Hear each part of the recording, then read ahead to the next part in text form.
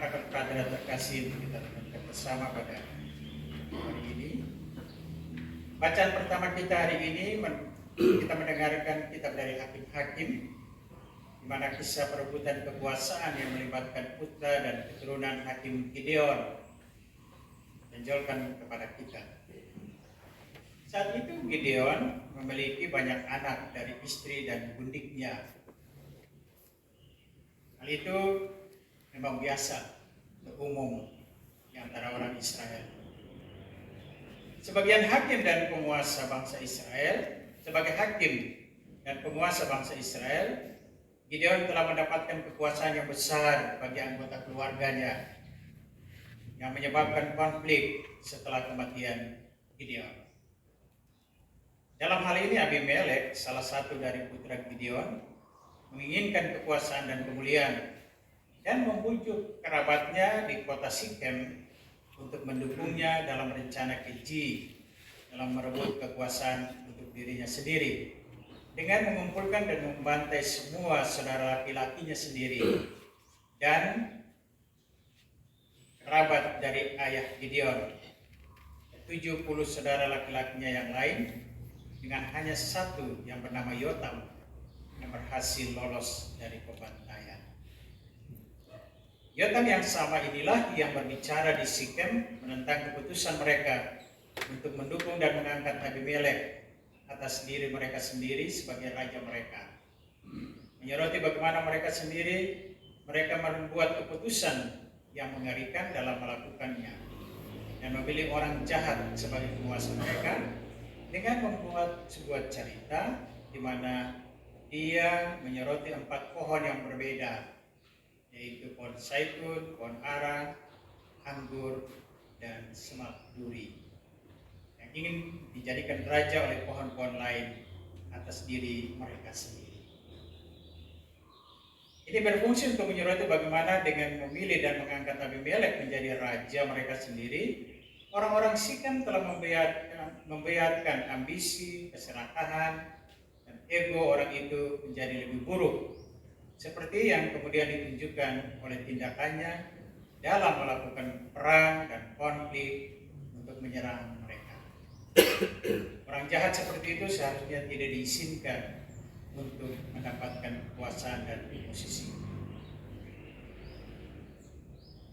Injil hari ini berbicara tentang pohon anggur. Tanaman berbicara tentang bagaimana tuan dari kebun anggur itu mencari para pekerja.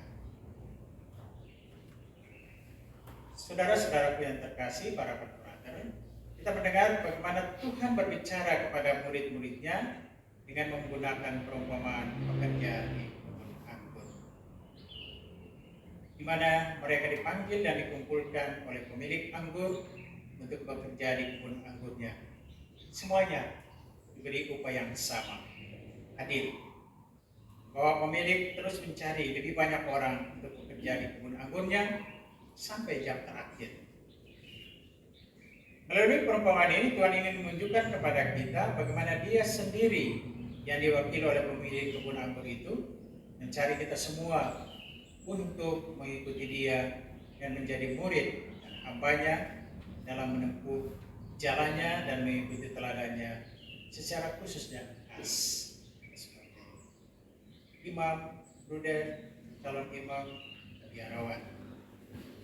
Kita semua adalah orang-orang yang telah dipanggil dan dikumpulkan oleh Tuhan kebun anggur untuk bekerja di anggurnya. Sedangkan upah yang telah dijanjikan dan digenapinya adalah anugerah untuk kita.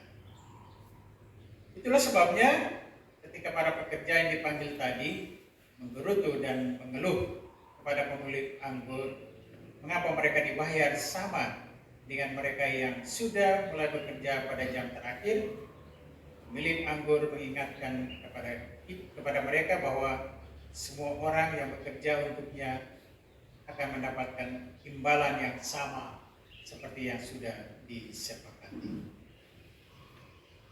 Para konfrati dan terkasih, ini adalah pengingat bagi kita bahwa kita tidak boleh memiliki pikiran dan sikap bahwa kita lebih baik dari orang lain hanya karena kita mungkin lebih religius, lebih saleh, lebih pintar, lebih berkomitmen, lebih berdedikasi kepada Tuhan, dan bukan karena kita telah menerima kebenaran, keadilan dari Tuhan untuk kita.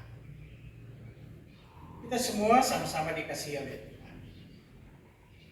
Kita semua dipilih dan ditunjuk oleh Tuhan untuk bekerja di kebun anggurnya.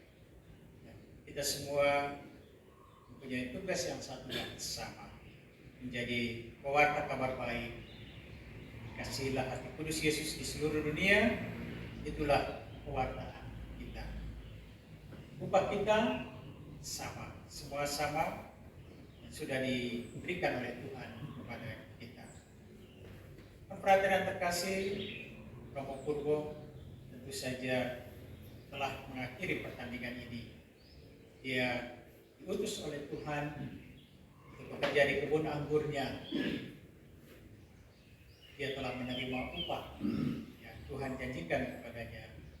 Ketika dia bekerja dengan setengah mati di Roke, di Jakarta, di Purworejo, apa yang dia kerjakan itu, dia telah menerima upah yang sama juga, itu kerajaan surga. Belajar dari beliau kesetiaannya, ketaatannya pada kongregasi, kesetiaannya pada panggilan sampai akhir hidupnya, itulah yang menjadi teladan hidup kita sekalian. Semoga demikian. Amin.